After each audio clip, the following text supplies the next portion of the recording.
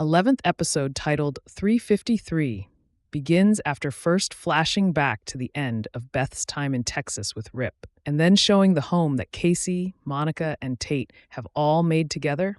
353 lives up to its name and takes a much darker turn.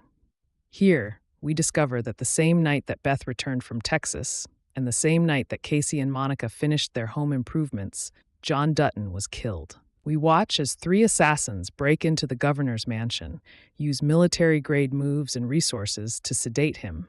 They inject John between the toes to keep him from resisting, and then carry him across the hall and into the bathroom. There, they use his own service pistol to shoot him in the head. Even though a body double is used in place of Kevin Costner, Yellowstone makes it feel like we've watched John Dutton himself killed before our very eyes. The moment John is killed, Beth feels an ache in her chest while on the road. Though she calls Rip, she knows it's something else. Likewise, Kayce has a nightmare that wakes him from his sleep, followed soon after by a call from the Helena Police Department. But now that Yellowstone has caught us up on the past, it pivots back to the present as Jamie and Senator Linnell Perry continue to grieve John's death.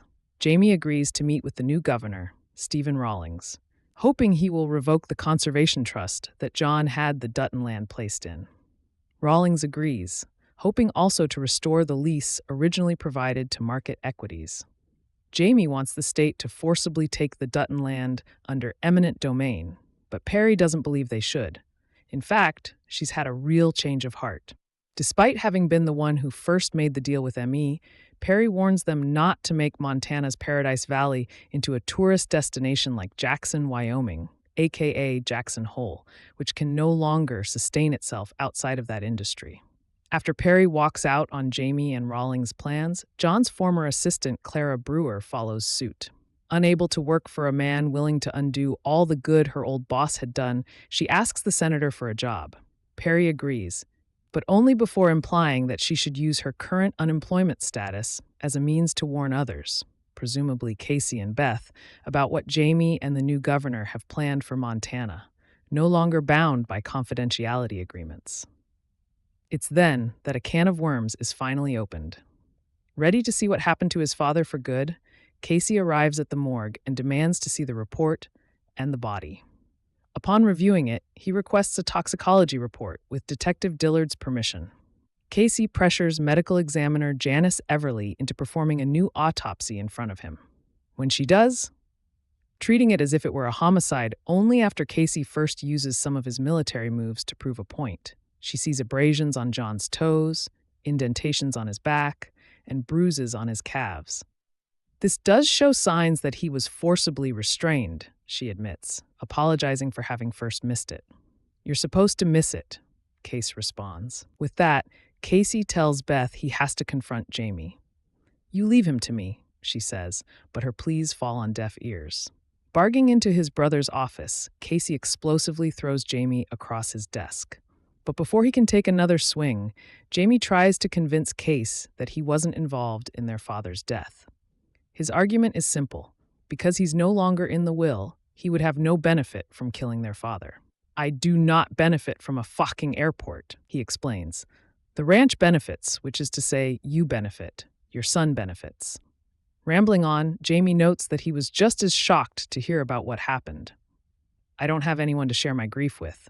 I don't have family anymore. I don't have anyone," he cries. Sadly, he's right, and though he notes that Beth has poisoned them against each other, he fails to see the consequences of his own actions. In a final plea, he tries to convince Kayce that the best thing to do is to sell some of the land, noting that the entire Dutton legacy would be erased otherwise. It's here that Jamie tells Kayce that he still loves him, and that though they disagreed, he loved their father as well. "I could never do that to you. I could never do that, period," he concludes. "I hope not, Jamie," Kayce finally says, having been silent throughout Jamie's entire monologue. "I really do, for your sake and for mine." After Kayce leaves, the Helena Police Department issue a new statement to the press, announcing that John Dutton's cause of death has been officially changed from being marked a suicide to undetermined. As a result, a homicide investigation has been opened. Hearing the news, Sarah Atwood becomes visibly worried as elsewhere her assassin Grant Horton is seen calling someone about the news. And it's not good. Though things begin to look up on the murder investigation front, the Yellowstone Dutton Ranch itself is under serious attack. When Governor Rawlings addresses the Senate Assembly in Helena, reinstating the lease with ME, he also evokes eminent domain on the Dutton property. Even worse, Rawlings orders Jamie to recuse himself from the investigation due to his closeness to John's death. While Jamie later notes to Sarah that only he, as Attorney General, can recuse himself, a judge would work too. Being publicly called out in front of an entire Montana branch of government puts the adopted Dutton on edge. Having watched the assembly herself, Beth tells Kayce that they can either sell the ranch or lose it. The only option they have is to figure out which parts they want to sell and for how much. Otherwise, the entire thing will be taken from them. The taxes alone are enough to drown them in debt. Just then, Thomas Rainwater arrives with Mo, offering his sincere condolences for John's death. While Mo goes off with Kayce, Rainwater stays behind for a conference with Beth. She relays her father's deep respect for the man, noting that she always knew when he didn't respect someone. Rainwater too respected John, even if the two were often enemies. Only after this does the conversation move to the future of the ranch. "I'm a realist. There's no way this place stays whole," Rainwater explains. "But how much of it can remain like it is? Pristine. The way it was when my grandparents walked it."